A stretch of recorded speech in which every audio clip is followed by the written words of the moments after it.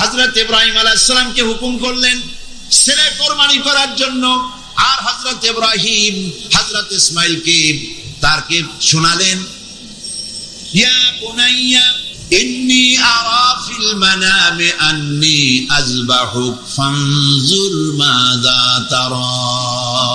হে কলিজার টুকরা সন্তান, আমি স্বপ্ন দেখেছি যেন আমি তোমাকে জবাহ করছি। ফানজুর মাযা তারা, এখন তোমার মত কি, রায় কি, অভিমত কি, শোনাও আমাকে। তিনি কি বলছিলেন? হযরত ইসমাঈল বলছিলেন যে আপনি এতদিন পর্যন্ত আমার মায়ের খবর রাখেন নাই, আমার খবর রাখেন নাই, আমাদের ভালাই গেছেন মরুভূমির মধ্যে, পানি খাবার কিচ্ছু দেন নাই, আজকে জবাহ করতে আসছেন কোন অধিকারে? একথা বলেছেন? বলেছেন?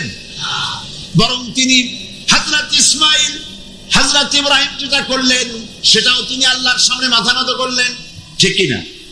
হযরত ইসমাঈল যেটা করলেন সেটাও তিনি আল্লাহর সামনে মাথা নত করেছেন। হযরত ইসমাঈল বললেন, ইয়া আবাতি ফাআল মা তুমারু সাতাজিদুনি ইনশাআল্লাহু মিনাস সাবিরিন। ইয়া আবাতি ফাআল, হে পিতা আপনি তাই করুন, মা তুমার, যে বিষয়ে আপনাকে আদেশ করা হয়েছে। লক্ষ্য করুন, ইব্রাহিম আলাইহিস সালাম বলেছেন আমি স্বপ্নে দেখছি, আমি স্বপ্ন দেখেছি আমি তোমাকে যেন জবাহ করছি। আর হযরত ইসমাঈল বললেন আপনি যে আদিষ্ট হয়েছেন তাই করেন। তার মানে ইসমাঈল বুঝতে পেরেছেন পয়গম্বরের স্বপ্ন স্বপ্ন নয়, এটা আল্লাহর ওহী, হুকুম। আমাকে আপনি ধৈর্যধারীদের মধ্যে পাবেন।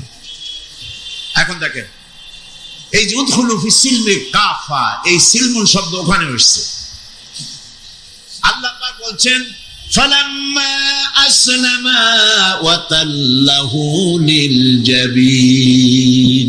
ফালাম্মা আসলামা, যখন দুজনই রাজি হয়ে গেছে, আত্মসমর্পণ করেছে। কোন দুজন? হযরত ইব্রাহিম আর হযরত ইসমাঈল, দুজনই আত্মসমর্পণ করে দিয়েছেন আল্লাহর সামনে এবং ঘাড় কাত করেছেন।